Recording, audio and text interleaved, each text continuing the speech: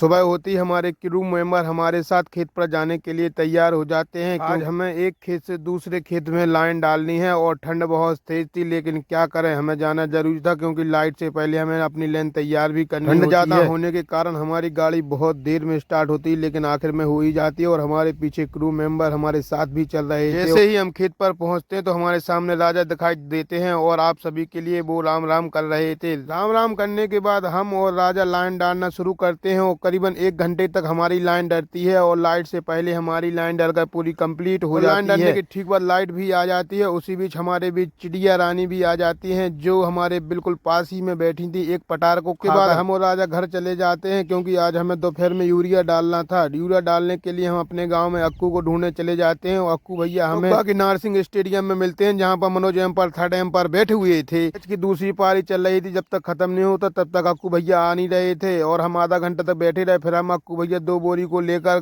खेत पर पहुंच जाते हैं। पर पहुंचते ही अक्कू भैया बोरी को खोल देते हैं और बोरी खोलने के बाद बताते हैं कि उसमें बहुत बड़े गुलटे रखे हुए हैं। इन यूरिया के गुलटों को फोड़ना मुश्किल ही नहीं नामुमकिन है, क्योंकि इस पर पानी पड़ा हुआ है इस रैक पर, और लेकिन हम लोगों को फोड़ना भी जरूरी है। इसलिए सबसे पहले हम यूरिया को आपस में घिसते हैं, क्योंकि घिसने से भी काम चल जाता है, लेकिन नहीं हो रहा था यहाँ पर। फिर हम यूरिया के गुलटों को एक बोरी में रखकर और जमीन पर पत्थर में मारते हैं, जिससे जल्दी फूट जाए, लेकिन काफी देर लग जाती है फोड़ने में। 2 बोरी यूरिया के गुलटों को फोड़ने में हमें लगभग शाम ही हो जाती है और करीबन हम 5 बजे तक यूरिया का छिड़काव कर ही देते हैं। अक्कू और राजा भैया बोरी को देखकर कहते हैं कि ऐसा हमने सोचा नहीं था कि आज हमारे खेत में शाम तक यूरिया डल जाएगा। और करीब 5:30 तक हम घर वापस हो ही जाते हैं और हमारे तरफ चारों ओर कोहरा लग गया था और ठंड भी बहुत तेज पड़ रही थी। ब्लॉग अच्छा लगा हो तो लाइक करें, फॉलो करें और ज्यादा से ज्यादा कमेंट और शेयर भी करें। जय श्री राम।